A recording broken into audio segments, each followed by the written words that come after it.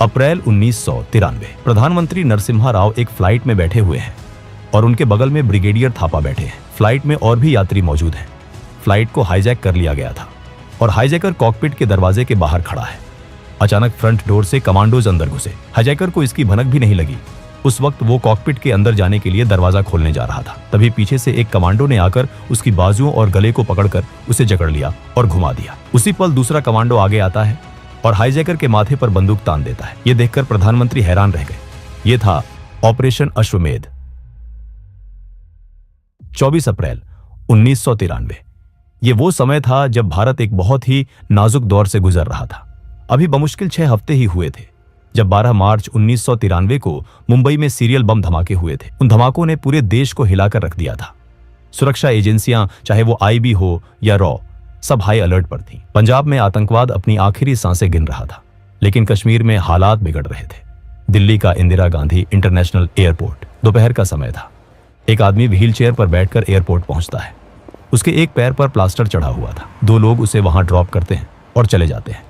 इसके बाद एयरपोर्ट का स्टाफ उसे अटेंड करता है और प्लेन के अंदर तक छोड़ आता है। इंडियन एयरलाइंस फ्लाइट IC427 उड़ान भरने के लिए तैयार थी। ये विमान एक बोइंग 737-200 था। इस फ्लाइट में कुल 141 लोग सवार थे। इनमें 135 यात्री थे और 6 क्रू मेंबर्स। यात्रियों में बच्चे, बूढ़े और पर्यटक शामिल थे जो कश्मीर की वादियों में छुट्टियां मनाने जा रहे थे। उन्हें क्या पता था कि अगले कुछ घंटे उनकी जिंदगी के सबसे खौफनाक घंटे बनने वाले हैं। दोपहर के 1:57 पर फ्लाइट ने दिल्ली से श्रीनगर के लिए उड़ान भरी। सब कुछ सामान्य था। एयर होस्टेस खाना सर्व कर रही थी। लोग आपस में बातें कर रहे थे। करीब 45 मिनट तक सब कुछ ठीक चला, लेकिन प्लेन के अंदर वो व्हील चेयर वाला शख्स सामान्य नहीं था। उसका नाम था मोहम्मद यूसुफ शाह। वो हिजबुल मुजाहिदीन का एक आतंकवादी था। 90 के दशक में एयरपोर्ट की सिक्योरिटी आज जैसी सख्त नहीं थी। मेटल डिटेक्टर तो थे, लेकिन विकलांगों या घायलों की चेकिंग में थोड़ी नरमी बरती जाती थी। इसी का फायदा उठाकर उसने उस प्लास्टर के अंदर 2 9 मिलीमीटर की पिस्तौल और एक हैंड ग्रेनेड छिपा रखा था। प्लेन में चढ़ते ही यूसुफ बड़ी चालाकी से एक चाल चलता है। वो एयर होस्टेस से रिक्वेस्ट करता है कि मैम, मेरे पैर में प्लास्टर है तो मुझे टॉयलेट के पास वाली आगे की सीट दे दीजिए ताकि मुझे चलने में दिक्कत ना हो। एयर होस्टेस उसकी मजबूरी समझकर मान जाती है, लेकिन वो ये नहीं जानती थी कि उसने यूसुफ को अनजाने में कॉकपिट के बिल्कुल नजदीक बैठा दिया है। फ्लाइट पंजाब के ऊपर से गुजर रही थी। मौका मिलते ही यूसुफ टॉयलेट में घुस जाता है। दरवाजा बंद करते ही वो अपने पैर पर लगा प्लास्टर निकालना शुरू करता है और फिर उस प्लास्टर के अंदर से 2 पिस्तौल और एक हैंड ग्रेनेड बाहर निकालता है। फिर बाहर आकर उसने जोर से चिल्लाकर कहा, यह प्लेन हाईजैक हो चुका है। उसने खुद को सैयद सलाउद्दीन बताया। अपना रुतबा बढ़ाने के लिए उसने हिजबुल के चीफ का नाम इस्तेमाल किया। वो कॉकपिट की तरफ बढ़ा और पायलट BN रेड्डी के सिर पर बंदूक तान दी। उसकी डिमांड साफ थी, प्लेन को अफगानिस्तान के काबुल ले चलो। कैप्टन रेड्डी ने बहुत समझदारी से काम लिया। उन्होंने उसे समझाया कि ये एक डोमेस्टिक फ्लाइट है, इसमें इतना फ्यूल नहीं है कि हम काबुल तक जा सके। हमें रिफ्यूलिंग के लिए कहीं उतरना होगा। हाईजैकर ने नक्शा देखा। सबसे नजदीकी और दोस्त मुल्क उसे पाकिस्तान लगा। उसने हुक्म दिया, लाहौर चलो। जैसे ही प्लेन ने लाहौर की तरफ रुख किया, एक बहुत ही दिलचस्प डिप्लोमेटिक गेम शुरू हुआ। पायलट ने लाहौर एयर ट्रैफिक कंट्रोल से संपर्क किया और लैंडिंग की इजाजत मांगी, लेकिन पाकिस्तान ने साफ मना कर दिया। उन्होंने कहा, हम इस प्लेन को अपनी जमीन पर उतरने नहीं देंगे। पाकिस्तान ने रनवे पे गाड़ियां पार्क कर उसे ब्लॉक कर दिया। असल में 1993 में पाकिस्तान पर अमेरिका का बहुत भारी दबाव था। अमेरिका पाकिस्तान को टेररिस्ट स्टेट घोषित करने की कगार पर था। नवाज शरीफ की सरकार ये जोखिम नहीं उठाना चाहती थी कि एक हाईजैक प्लेन उनकी जमीन पर आए और दुनिया को लगे कि पाकिस्तान आतंकवादियों की मदद कर रहा है। ये भारत के लिए पहली रणनीतिक जीत थी, भले ही वो अनजाने में हुई हो, क्योंकि प्लेन को अब वापस भारत आना ही था। फ्यूल खत्म हो रहा था। कैप्टन रेड्डी ने हाईजैकर को बताया कि अब हमारे पास सिर्फ एक ही विकल्प है, अमृतसर का राजा सांसी एयरपोर्ट में लैंड करना। हाईजैकर के पास कोई चारा नहीं था। वो मान गया और यही उसकी सबसे बड़ी गलती साबित हुई, क्योंकि अमृतसर पंजाब पुलिस के शेर KPS गिल का इलाका था। दोपहर के 3:20 पर फ्लाइट IC427 अमृतसर के राजा सांसी एयरपोर्ट पर लैंड हुई। दिल्ली में क्राइसिस मैनेजमेंट ग्रुप की इमरजेंसी बैठक शुरू हो चुकी थी। उस समय प्रधानमंत्री थे PV नरसिम्हा राव। दिल्ली से अमृतसर को साफ निर्देश मिल गए, ये प्लेन अब यहां से उड़ना नहीं चाहिए, इसे किसी भी कीमत पर रोका जाए। शुरुआत में स्थानीय पुलिस और कलेक्टर ने हाईजैकर से बात की। उनकी रणनीति थी, बातों में उलझाओ और समय बर्बाद करो। वो बार बार एक ही बात को घुमा फिरा कर कहते रहे। हाईजैकर ने कहा, मुझे फ्यूल चाहिए। नेगोशिएटर ने कहा, हाँ फ्यूल आ रहा है, लेकिन ड्राइवर नहीं मिल रहा। फिर कहा, ड्राइवर आ गया है पर चाबी नहीं मिल रही। इन बहानों से हाईजैकर का गुस्सा बढ़ने लगा। अपनी गंभीरता दिखाने के लिए उसने शाम को एक फायर भी किया। गोली प्लेन की बॉडी को चीरती हुई बाहर निकली। इससे यह कंफर्म हो गया कि उसके पास असली हथियार हैं और वो उसे चलाने से हिचकिचाएगा नहीं। शाम के 6 बजे के करीब सीन में एंट्री होती है पंजाब पुलिस के डीजीपी केपीएस गिल की। गिल साहब का कद और रुतबा ही ऐसा था कि उनके आने से ही माहौल बदल गया। उन्होंने आते ही कमान संभाल ली। गिल की थ्योरी अलग थी। वो हाईजैकर से रिक्वेस्ट नहीं कर रहे थे, वो उस पर हावी हो रहे थे। जब हाईजैकर ने रेडियो पर चिल्लाया तो गिल ने उसे डांट दिया। उन्होंने उसे ये एहसास दिलाया कि इस एयरपोर्ट पर हुक्म उसका नहीं बल्कि गिल का चलता है। गिल उसे थका रहे थे।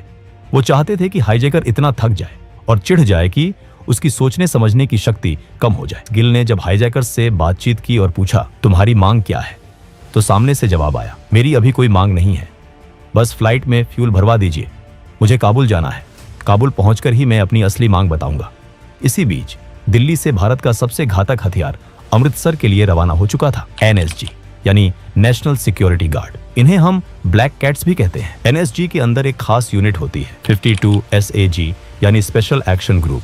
ये यूनिट सिर्फ और सिर्फ हाईजैकिंग जैसी स्थितियों से निपटने के लिए बनी है। इस ग्रुप के कमांडोज को हवाई जहाज के चप्पे चप्पे की जानकारी होती है। एनएसजी की टीम, जिसका नेतृत्व ब्रिगेडियर CB थापा कर रहे थे, एक विशेष विमान से आदमपुर और फिर वहां से हेलीकॉप्टर के जरिए अमृतसर पहुंची। शाम के 5 बजे एयरपोर्ट पर पहुंचते ही ब्रिगेडियर थापा और KPS गिल ने मिलकर प्लान बनाया। ब्रिगेडियर थापा ने देखा कि पंजाब पुलिस की गाड़ियों ने प्लेन को चारों तरफ से घेर रखा था, इसलिए उन्होंने सबसे पहले KPS गिल से कहा कि इन गाड़ियों को वहां से हटाया जाए, क्योंकि अगर हाईजैकर घबरा जाता तो कोई बड़ा नुकसान हो सकता था। उन्होंने तय किया कि वो ऑपरेशन रात को किया जाएगा और एक साथ कई दरवाजों से प्लेन में घुसेंगे ताकि हाईजैकर को संभालने का मौका ही ना मिले।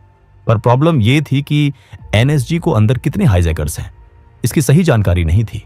किसी को भी ठीक ठीक अंदाजा नहीं था। स्नाइपर्स से देखने पर सिर्फ 2 आदमी ही दिखाई दे रहे थे, एक कॉकपिट में और दूसरा प्लेन के टेल एरिया में, जो लगातार इधर उधर आ जा रहे थे। तो एनएसजी ने अनुमान लगाया कि सिर्फ 2 हाईजैकर्स हैं। शाम के 7 बज चुके थे। तब हाईजैकर ने कहा कि मुझे पता है तुम जानबूझकर समय खींच रहे हो ताकि दिल्ली से कमांडर आ सके, लेकिन KPS गिल ने उसे अपनी बातों में उलझाए रखा। वे लगातार कोई ना कोई बहाना बनाकर समय खींचते रहे।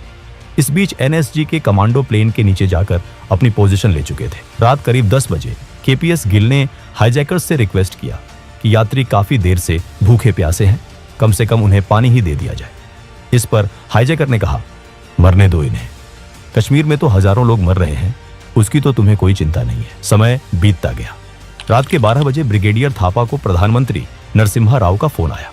प्रधानमंत्री ने पूछा, कर्नल साहब, क्या आप पूरी तरह से सुनिश्चित हैं कि दरवाजा खोलकर प्लेन के अंदर जा सकते हैं? ब्रिगेडियर थापा ने जवाब दिया, जी सर, प्लेन में 7 एंट्री पॉइंट है, अगर हम 5 से भी अंदर घुस गए तो हाईजैकर को मार गिराएंगे। प्रधानमंत्री ने फिर पूछा, क्या आप ये गारंटी दे सकते हैं कि कोई भी यात्री मारा नहीं जाएगा? थापा ने कहा, इसकी पूरी गारंटी तो नहीं दे सकता, लेकिन पूरी कोशिश करूंगा कि कोई जान ना जाए। हाईजैकर के पास पिस्तौल और ग्रेनेड है, अगर उसने ग्रेनेड फेंक दिया तो सब खत्म हो सकता है। प्रधानमंत्री ने कहा, ठीक है, और फोन रख दिया। इसके बाद करीब 12:30 पर KPS गिल ने थापा को बताया कि क्राइसिस मैनेजमेंट ग्रुप ने एनएसजी को ऑपरेशन की मंजूरी दे दी है। ये सुनते ही थापा बेहद खुश हो गए, क्योंकि अब एक्शन का समय आ चुका था। अभी तक एनएसजी को यही जानकारी थी कि अंदर सिर्फ 2 हाईजैकर हैं, लेकिन तभी स्नाइपर से एक और अपडेट मिला कि आगे वाला हाईजैकर पिस्तौल लिए हुए है, जबकि पीछे वाले के पास कोई हथियार नहीं है। फिर भी वो लगातार इधर उधर घूम रहा है। रात के करीब 1 बजे KPS गिल ने अपना आखिरी दाव खेला। उन्होंने रेडियो पर हाईजैकर से कहा, देखो, फ्यूल टैंकर आ रहा है, तुम खिड़की से देख सकते हो। ये एक बहुत बड़ा डिस्ट्रैक्शन था। जैसे ही हाईजैकर ने फ्यूल टैंकर को देखने के लिए कॉकपिट की खिड़की से बाहर झांका, उसका पूरा ध्यान बाहर की तरफ चला गया। उसने केबिन और यात्रियों की तरफ पीठ कर ली। यही वो पल था जिसका कमांडोज इंतजार कर रहे थे। कमांडोज ने धीरे धीरे प्लेन को घेर लिया था। वो विंग्स के ऊपर चढ़ गए थे। उन्होंने सीढ़ियां लगा ली थी। अचानक एक साथ प्लेन के सभी दरवाजे खुले। कमांडोज विंग्स के ऊपर वाले एग्जिट से अंदर कूदे। इससे वो सीधे यात्रियों के बीच पहुंच गए और उन्हें एक सुरक्षा घेरा दे दिया। पीछे की तरफ जब कमांडो पहुंचे तो जो आदमी इधर उधर घूम रहा था वो तुरंत अपनी सीट पर बैठ गया। उसके पास कोई हथियार नहीं था। दरअसल वो एक कश्मीरी यात्री ही था, जिसे हाईजैकर ने डराकर इधर उधर चलते रहने को कहा था। वहीं बाहर स्नाइपर लगातार हाईजैकर की मूवमेंट का अपडेट कमांडोज को दे रहे थे। स्नाइपर ने जैसे ही देखा कि हाईजैकर कॉकपिट की ओर जा रहा है और उसका पीठ दरवाजे की तरफ है। तुरंत ये बात कमांडोज को बताया गया। उसी वक्त फ्रंट डोर से भी कमांडोज अंदर घुसे। हाईजैकर को इसकी भनक भी नहीं लगी। उस वक्त वो कॉकपिट के अंदर जाने के लिए दरवाजा खोलने जा रहा था। तभी पीछे से एक कमांडो ने आकर उसकी बाजुओं और गले को पकड़कर उसे जकड़ लिया और घुमा दिया। उसी पल दूसरा कमांडो आगे आया और बेहद करीब से अपनी साइलेंस्ड पिस्तौल से उसके सिर में गोली मार दी। हाईजैकर वहीं ढेर हो गया। उसने अपना ग्रेनेड इस्तेमाल करने की कोशिश की थी, लेकिन उसे पिन खींचने का वक्त ही नहीं मिला। Target neutralised. रेडियो पर मैसेज गया। पूरा ऑपरेशन दरवाजा खुलने से लेकर हाईजैकर के मारे जाने तक सिर्फ 3 मिनट के अंदर खत्म हो गया। सभी 141 यात्री सुरक्षित थे। किसी भी कमांडो को खरोंच तक नहीं आई। ऑपरेशन पूरा होने के बाद प्रधानमंत्री नरसिम्हा राव ने ब्रिगेडियर थापा को फोन किया और कहा, मैंने तो कुछ देर पहले ही ऑपरेशन की मंजूरी दी थी, फिर ये इतनी जल्दी कैसे हो गया। इस पर थापा साहब बस मुस्कुराए और बोले, सर यही ब्लैक कैट्स का कमाल है। लेकिन प्रधानमंत्री को यकीन ही नहीं हो रहा था। उन्हें लगा कि शायद ऑपरेशन उनकी मंजूरी से पहले ही कर दिया गया होगा। तब ब्रिगेडियर थापा ने प्रधानमंत्री से रिक्वेस्ट किया कि वो एक मॉक ड्रिल देखकर खुद समझ लें कि ऑपरेशन कैसे हुआ था। प्रधानमंत्री इसके लिए मान गए। पालम में ये मॉक ड्रिल रखी गई और इसके लिए रात का ही समय चुना गया। प्रधानमंत्री खुद फ्लाइट के अंदर बैठे थे और उनके बगल में ब्रिगेडियर थापा बैठे थे। हालात बिल्कुल वैसे ही बनाए गए जैसे हाईजैक के समय थे। ये वही सीन है जो हमने शुरुआत में देखा था। प्रधानमंत्री के पास बैठे थापा ने उनसे कहा, आप खिड़की के बाहर देखिए, अगर आपको मेरा एक भी कमांडो दिखाई दे गया तो मैं हार गया। इसके बाद थापा ने जैसे ही स्टैंड बाय को कहा, कुछ ही मिनटों में कमांडो फ्लाइट के अंदर पहुंच गए और प्रधानमंत्री को इसकी जरा भी भनक नहीं लगी। अगले ही पल कमांडो ने उस डमी हाईजैकर को पकड़ लिया और उसके माथे पर बंदूक तान दी। ये सब पल झपकते ही हो गया। ये देखकर प्रधानमंत्री हैरान रह गए। वो बहुत खुश भी हुए और उन्हें अपने कमांडोज पर गर्व महसूस हुआ। 1993 में पीएम नरसिम्हा राव की सरकार ने राजनीतिक रिस्क लेने की हिम्मत दिखाई। उन्होंने ये नहीं सोचा कि अगर ऑपरेशन फेल हुआ तो मीडिया क्या कहेगा। उन्होंने सिर्फ ये सोचा कि देश की सुरक्षा सबसे ऊपर है। ये चीज हमें 1999 में IC-814 हाईजैक में देखने को नहीं मिला था। आज सब लोग IC-814 की नाकामी को याद रखते हैं, लेकिन ऑपरेशन अश्वमेध को कोई याद नहीं करता, जबकि ये ऑपरेशन इतना सटीक और तेज था कि इसका नाम लिम्का बुक ऑफ रिकॉर्ड्स में दर्ज किया गया। दोस्तों, अगर वीडियो पसंद आया हो तो वीडियो को एक लाइक जरूर करें। हम इस तरह के वीडियो हर हफ्ते लेकर आते रहेंगे, इसलिए चैनल को सब्सक्राइब करना न भूलें।